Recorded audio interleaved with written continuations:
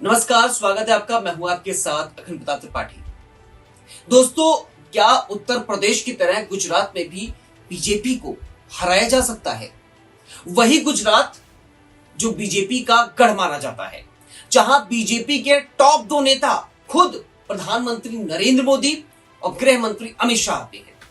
उस गुजरात में अगर बीजेपी को हराया जा सकता है तो सोचिए राजनीतिक स्थिति कैसी बनती दिखाई दे रही है और कैसी बनती दिखाई देगी अगर ये हार जाएंगे।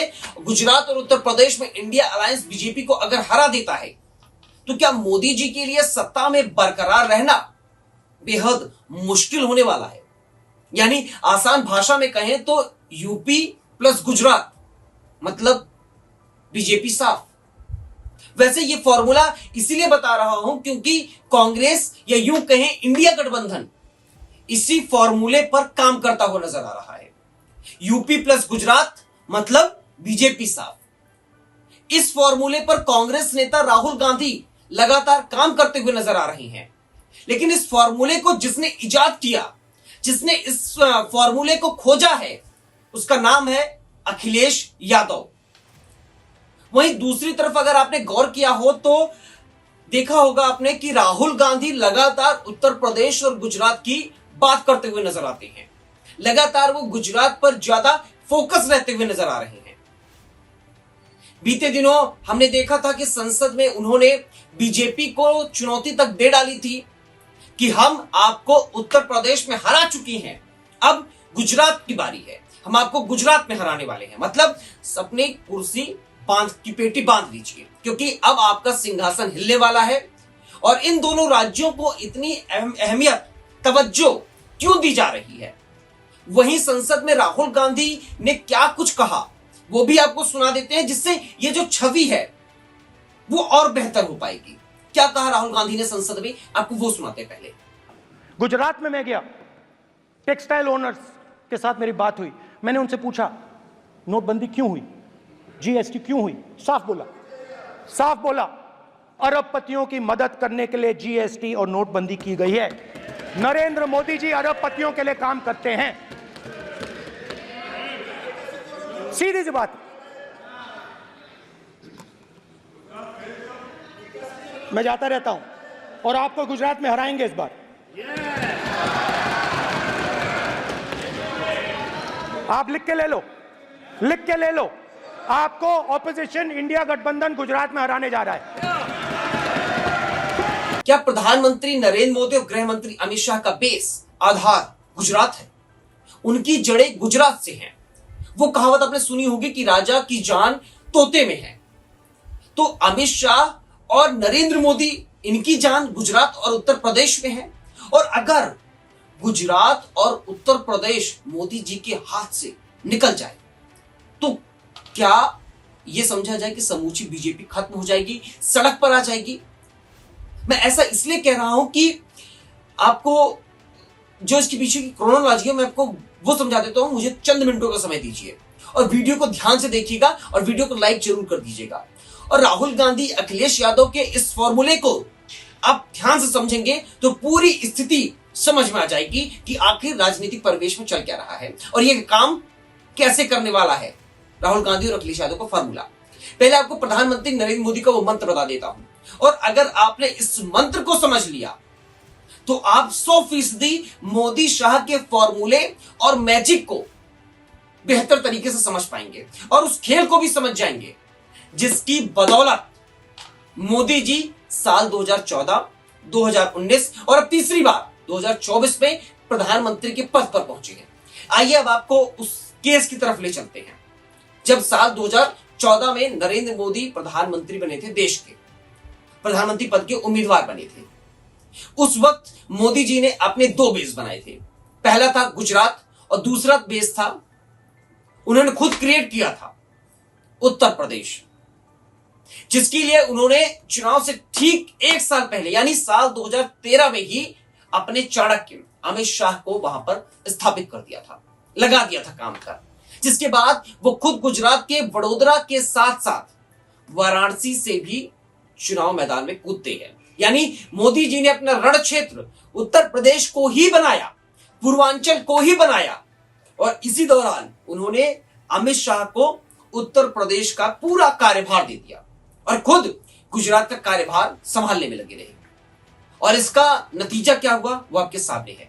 2014 में देखिए समूचा बीजेपी 71+2 मतलब 73 सीटों पर आकर अटका, तो वहीं गुजरात की 26 में से 26 सीटों पर साहब का कब्जा रहा। और इस दौरान इन दोनों राज्यों में बेहतरीन प्रदर्शन करते हुए 99 सीटों पर बीजेपी ने कब्जा जमा लिया। यानी मोटा मोटी कहें कि 100 सीटों पर बीजेपी ने कब्जा जमा लिया और खाता खोल दिया। तो ये तो हुई साल 2014 की बात। और 2014 में जो आधार उत्तर प्रदेश और गुजरात में रखा गया वो सिर्फ उत्तर प्रदेश और गुजरात के लिए ही नहीं था। आप कह सकते हैं कि वो एक एपिसेंटर के तौर पर था, वो एक केंद्र बिंदु था जिसका असर आसपास के कई राज्यों में भी पड़ा। और गुजरात का असर इस दौरान राजस्थान में भी पड़ा। और राजस्थान में जब पड़ा तो 25 में से 25 सीटें बीजेपी के खाते में चली गई। मध्य प्रदेश जो कि गुजरात और उत्तर प्रदेश से सटा हुआ है, 29 में से 27 सीटों पर बीजेपी ने कब्जा जमाया। और मध्य प्रदेश उसी से सटा हुआ कौन सा राज्य है? महाराष्ट्र। वहां 48 में से 41 सीटों पर बीजेपी का झंडा लहराया। यानी कुल मिलाकर 119 सीटें गुजरात के एपिसेंटर बनाने पर फायदा मिला।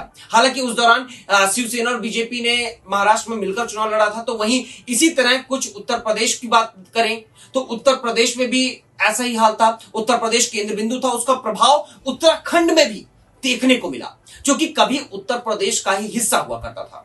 हालांकि वहीं उत्तर प्रदेश का असर दिल्ली में, हरियाणा में भी था, पूर्वांचल में भी देखने को मिला। और पूर्वांचल की बात कर रहे हैं तो बिहार में भी इसका असर देखने को मिला। और प्रधानमंत्री मोदी ही बड़ी चतुराई से बनारस को अपने संसदीय क्षेत्र के रूप में चुनते हैं, जिसका असर बिहार तक देखने को मिला। यानी 71+2 73 सीटों पर बीजेपी ने जीत दर्ज करी। उत्तराखंड की 5 में से 5 सीटों पर जीत दर्ज करी। हिमाचल की 4 में से 4 सीटों पर बीजेपी ने कब्जा जमाया। तो हरियाणा की 10 में से 10 और दिल्ली की 7 में से 7 लोकसभा सीटों पर बीजेपी ने कब्जा जमाया। तो वहीं बिहार में 40 में से 31 सीटों को अपने खाते में करने में बीजेपी कामयाब हुई थी। यानी अगर यूपी को एपिसेंटर केंद्र बिंदु माने तो इस दौरान बीजेपी ने 130 सीटों पर कब्जा जमाया। और अगर इन दोनों सिरों कर जो सिरे हैं इनको जोड़कर देखा जाए, यानी यूपी और गुजरात को जोड़कर देखा जाए, तो बीजेपी कुल 249 सीटों पर कब्जा जमाने में कामयाब रही थी। यानी हिंदी पट्टी के सभी राज्यों में बीजेपी ने शह और मात दोनों ही दे दिया विरोधियों को। तो अगर हम इस कार्य प्रणाली, इस रीजन का निष्कर्ष निकालें तो आप भी ये मानेंगे कि मोदी जी की जीत के कारण उत्तर प्रदेश और गुजरात ही रहे।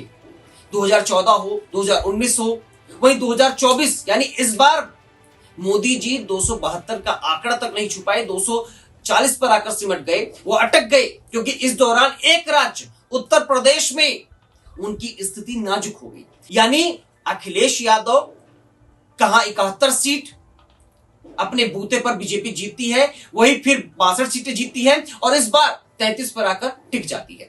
कुल मिलाकर आप ये कह सकते हैं कि यूपी में जो झटका बीजेपी ने खाया है उसने मोदी जी को करीबन कुर्सी से उतार दिया था। अगर नीतीश नायडू का साथ ना मिलता तो साहब बाहर ही होने वाले थे। और मोदी जी के इस बेस को ध्वस्त करने के लिए ये जो दो बेस हैं, उत्तर प्रदेश और गुजरात, इसी को तोड़ने के लिए राहुल गांधी फुल एक्शन में नजर आ रही हैं और इस फुल मूड में है। और राहुल गांधी फुल मूड में है, वो हर जगह जाकर यही बात कर रही हैं। सुनिए राहुल गांधी ने इस बार गुजरात पहुंचते ही क्या कुछ कहा है, क्या कुछ हिदायत दी है कार्यकर्ताओं को। आप सोच सकते थे कि अयोध्या में बीजेपी हारेगी ना? आप सोच सकते थे कि नरेंद्र मोदी से जान बचा के निकलेगा, मतलब मार्जिन ऐसे तुक्के से निकलेगा? सोच सकते थे? मैं आपको बता रहा हूं, जैसे ये अयोध्या में हारे वैसे यहां पे हारने जा रहे हैं। आपको सिर्फ एक काम करना है, एक काम करना है आपको सिर्फ गुजरात की जनता को सिर्फ एक बात बोलनी है, आपको डरना नहीं है। बिना डरे अगर आप बीजेपी से लड़ गए, चाहे आप किसान हो, मजदूर हो, छोटे व्यापारी हो, अगर गुजरात की जनता बिना डरे लड़ गई, बीजेपी सामने नहीं खड़ी हो पाएगी। ऐसे में बड़ा सवाल यह है कि क्या मोदी जी को गुजरात और यूपी में मात दी जा सकती है? उत्तर प्रदेश में पहले भी बीजेपी झटका खा चुकी है, लेकिन गुजरात में क्या मोदी जी मात खाने वाले हैं? क्या मात खा सकते हैं? क्योंकि 2024 के चुनाव से पहले ही मोदी जी का सूरज ढलान पर है, और जिस तरह से इंडिया अलायंस यानी इंडिया गठबंधन ने उत्तर प्रदेश में बीजेपी को चारों खाने चित किया है, तो क्या वैसे ही गुजरात में बीजेपी के कीड़े को भेदा जा सकता है? और वही यूपी में क्या योगी आदित्यनाथ को 2027 में यूपी की सत्ता से बाहर का रास्ता दिखाया जा सकता है?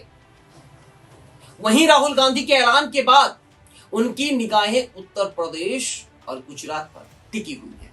ऐसे में बीजेपी को कमजोर करने का मतलब उसके आसपास के इलाके, राज्यों को भी करना हो जाएगा, क्योंकि उसका असर पड़ता हुआ नजर आएगा।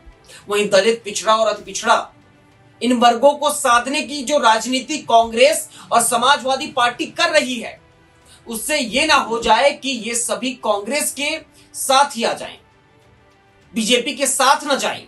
और अगर ऐसा हुआ तो राहुल गांधी का तीर बिल्कुल निशाने पर लगने वाला है। हालांकि राहुल गांधी जिस तरह से रैली कर रहे हैं, लगातार रैलियों में पहुंच रहे हैं, रथ यात्रा कर रहे हैं, जन यात्रा निकाल रहे हैं, उससे यह साफ हो जाता है कि राहुल गांधी मोदी जी के मैजिक के साथ साथ राज्य और केंद्र से मोदी की सत्ता को उखाड़ फेंकने के लिए बेताब है। राहुल गांधी इसमें कितना कामयाब होते हैं, राहुल गांधी को इसमें कितना और जोर लगाना पड़ता है, बीजेपी का राहुल गांधी पर क्या काउंटर होने वाला है, इस पर पूरे देश की निगाहें रहने वाली है। हरियाणा, झारखंड और महाराष्ट्र में होने वाले चुनाव इस बात की तस्दीक दे रहे हैं कि इस बार आने वाले चुनाव में बाजीगर कौन होगा, किंग कौन होगा, और इस पर समूचे देश की नहीं विश्व की निगाहें हैं, क्योंकि मोदी जी एक वैश्विक नेता हैं। और अगर मोदी जी की यहां से हार होती है, यानी मोदी मैजिक अगर कम होता है, तो इसकी छवि जो है पूरे देश में जाती हुई दिखती नजर आएगी।